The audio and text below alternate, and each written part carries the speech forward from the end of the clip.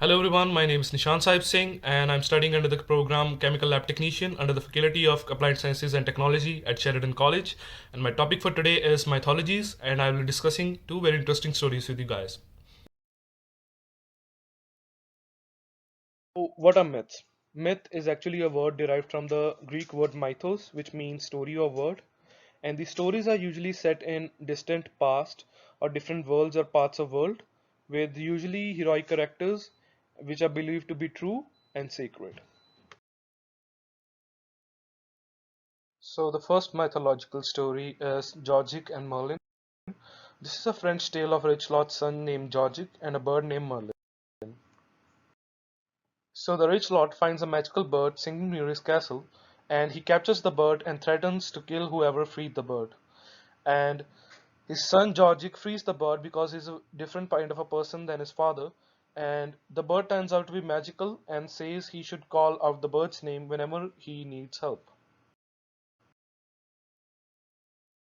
When Georgic's mother finds about the bird, she fears that Lord will kill him, so she sends him out with a salt vendor and some money for Georgic and his safety.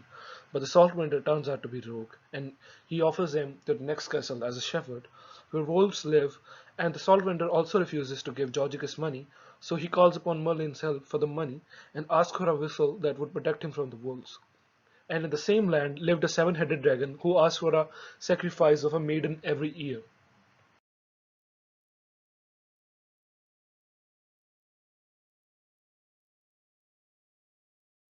This year, Georgic's master's daughter was to be offered. Georgic asked the bird for a horse, sword, and a black cloak. He then went out to the dragon with the daughter, but the dragon refused, saying he was not hungry today and told them to come back later. This went on for 2 days, with Georgic wearing different colored cloaks every day. The daughter did not recognize him, but cut pieces from all of his cloaks. On the third day, Georgic slayed the dragon with a sword and cut out his tongues. The Lord held a feast after his daughter was saved from the dragon. But the identity of the dragon slayer was unknown. The daughter recognized Georgic as a savior from the cut pieces she had of the cloak the Georgic wore to the feast. This way, Georgic was confirmed to be the dragon slayer and married the master's daughter.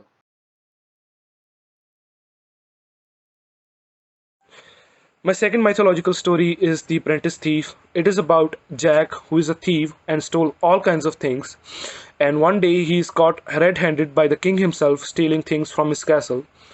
And the king calls Jack's father, saying that the lightest punishment for thieving is getting burned, hanged, and beheaded.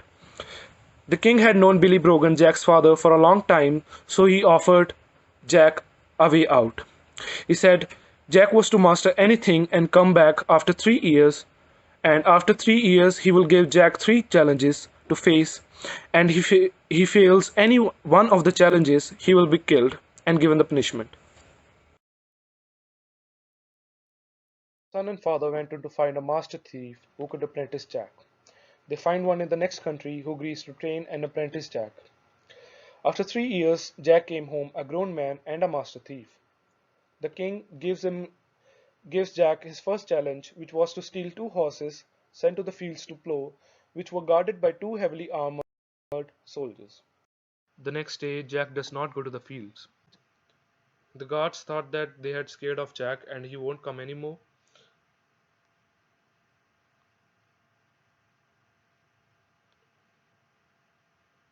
After some time, Jack releases a jackrabbit on the field that the guards went to capture because they think that Jack won't come anymore because he is scared of them. But Jack instead steals the horses and brings them to the king, succeeding at the first challenge. The next challenge given by the king was to steal the bedsheet the king and his wife slept under at night, while the king holds a gun in his hand and he was to shoot anyone who enters his chambers. Jack finds a corpse that looks like him with the same proportions and height and throws him in the king's chambers. The king shoots the corpse thinking he was Jack and goes on to bury him. Meanwhile, Jack went to king's wife, acting as the king, and asked for the bedsheet, completing the second challenge. The king, infuriated, set the third challenge to steal his shirt, which he will wear under other clothes overnight, with his name embroidered on it, and replace it with another shirt, and also he will be guarded by 6 soldiers in his chambers. Jack goes to a tailor and gets the same shirt made with a message stitched on it. The next day, Jack surrenders, and the king calls the hangman for Jack's punishment. But Jack says he was just joking and claims he has the shirt. The king says it is impossible as he is still wearing the same shirt, but knowing Jack's skill, he knew it was possible. So to prove him wrong, he removes the shirt and shows him the shirt. Jack looks at the same shirt, saying he has to look it under light, while he quickly swaps his shirt with King's shirt and gives the king the fake one. The king orders Jack's execution, but in his last words, Jack asks the king to look under his shirt and read the message, inscripted. Sold again, old brick, this is my third trick. The shirt taken off your back by Master Thief Jack. Every story has a meaning behind it, and so do these tales. We can learn from Georgic's tale that he has to face certain consequences like running away from his home and suffering because he does the right thing by freeing the bird. But at the end, he lives a better life because of it by marrying the Lord's daughter, and he is more happy than he was before just because he did the right thing.